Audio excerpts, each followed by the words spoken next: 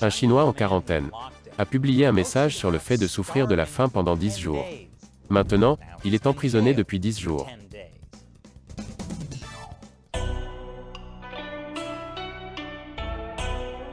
Bienvenue sur Chine non censurée, je suis Chris Chappell. Tonghua, en Chine, une petite ville dont vous n'avez probablement jamais entendu parler. Dans la province de Jilin, au nord-est de la Chine. Et par petite ville, je veux dire qu'elle compte 2,3 millions d'habitants. Tonghua fait partie de la ceinture rouillée de la Chine. En gros, cela correspond au détroit chinois, mais c'est encore pire. Et avec 3 fois plus de gens. Et grâce au coronavirus, alias le virus du PCC, les choses vont mal là-bas. Comme le niveau de famine. La ville est fermée depuis la mi-janvier. Et pas comme un confinement du genre « Oh non, on ne peut pas aller à la gym ». Mais plutôt un confinement du genre « Restez dans votre appartement, ne sortez en aucun cas ». En janvier, après que 49 résidents aient été testés positifs au Covid, un quartier du centre-ville est devenu l'endroit le plus confiné de Chine. Les fonctionnaires de la ville ont scellé les portes d'appartements dans des complexes résidentiels entiers, pratiquement du jour au lendemain. Voici une partie de ce qu'un résident qui se fait appeler Monsieur Liu a publié sur la plateforme de médias sociaux Toutiao. Je suis affamé depuis près de 10 jours. Heureusement, une personne aimable a partagé un peu de nourriture avec moi. Mais c'était il y a 3 jours.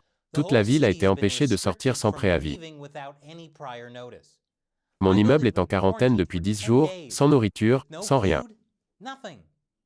Je soutiens le pays, je soutiens le gouvernement, mais s'il vous plaît, dépêchez-vous et apportez une aide d'urgence. Il y a vraiment trop de gens qui meurent de faim. Je suis presque mort de faim. Je n'exagère pas. Ils se soucient seulement de protéger leurs fonctionnaires, mais ne se soucient même pas de fournir de la nourriture pour le bien de leur image publique. J'espère que ce post pourra attirer l'attention des dirigeants du comté. Merci à tous.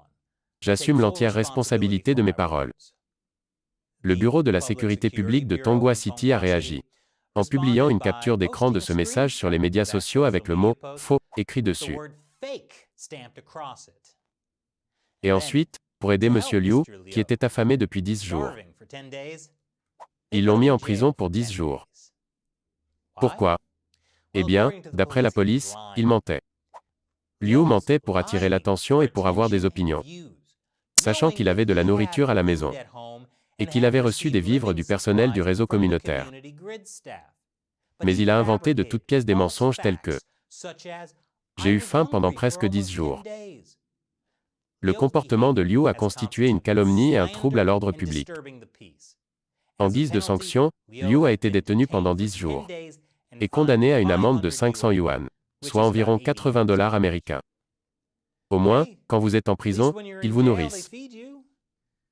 Peut-être. Mais le poste de M. Liu n'était pas le seul. Il fait partie des milliers de personnes qui se sont littéralement plaintes sur les médias sociaux qu'elles étaient à court de nourriture et de médicaments. Un résident a écrit « La situation réelle est la suivante. Mes enfants sont là et vont bientôt manquer de nourriture. Beaucoup d'applications de livraison de nourriture ne livrent pas avant 2 ou 3 jours. Il y a de la panique à cause du manque d'approvisionnement.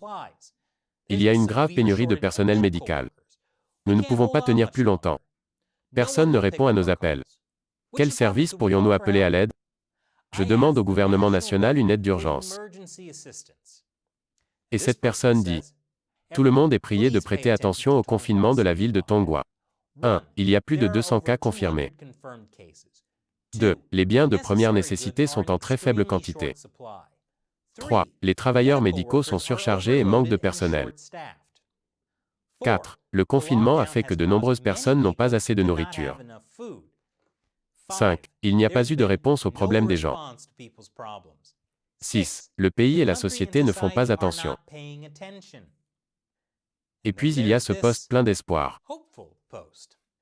J'espère que cette rubrique de commentaires ne sera pas bloquée, afin que les internautes puissent entendre les voix de la ville de Tonghua et vérifier si ces politiques sont appliquées. Eh bien, la rubrique de ces commentaires a été bloquée. Vous voyez donc que les soi-disant « fausses informations inventées » de M. Liu ne sont peut-être pas aussi inventées. La ville de Tonghua est en train de subir un sévère et brutal confinement. La couverture médiatique est très faible. Et nous savons à quel point c'est grave, car le maire de Tonghua a en fait présenté ses excuses publiques pour le confinement brutal et le manque d'avertissement suffisant des citoyens. Et il n'est pas fréquent de voir un fonctionnaire du gouvernement chinois s'excuser. Et même les médias publics chinois ont commencé à publier des articles pour couvrir leurs arrières, comme celui-ci sur la façon dont le gouvernement prévoit de fournir les produits de première nécessité à 110 000 familles, au milieu des critiques sur la lenteur de la livraison des fournitures. Mais au moins, les gens peuvent enfin obtenir de vrai. Des légumes. Laissez-moi tranquille. Et de toute façon, les affirmations des médias publics pourraient ne pas être vraies. C'est choquant, je sais. Voici une vidéo d'un résident au 4e étage d'un appartement partageant des provisions avec un résident 2 étages plus haut. Ce dont vous n'auriez probablement pas besoin, si le gouvernement livrait effectivement toute la nourriture qu'il a promise. Le bureau local de la sécurité publique ne fait peut-être pas un bon travail de distribution de nourriture, mais il sait au moins punir les gens qui diffusent des informations.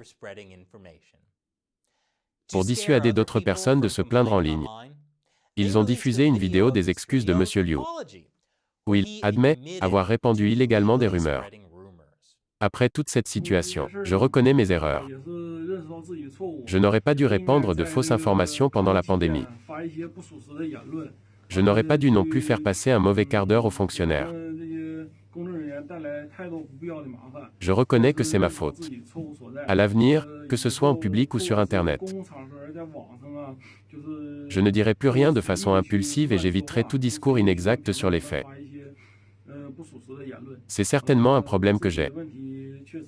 Je m'assurerai de changer je m'assurerai de faire attention à ce que je dis. Et cela dit, j'espère aussi que mes camarades me puniront légèrement pour avoir cherché à attirer l'attention. Merci à tous. C'est une excuse assez vague. Peut-être parce qu'il ne sait même pas pourquoi il s'excuse.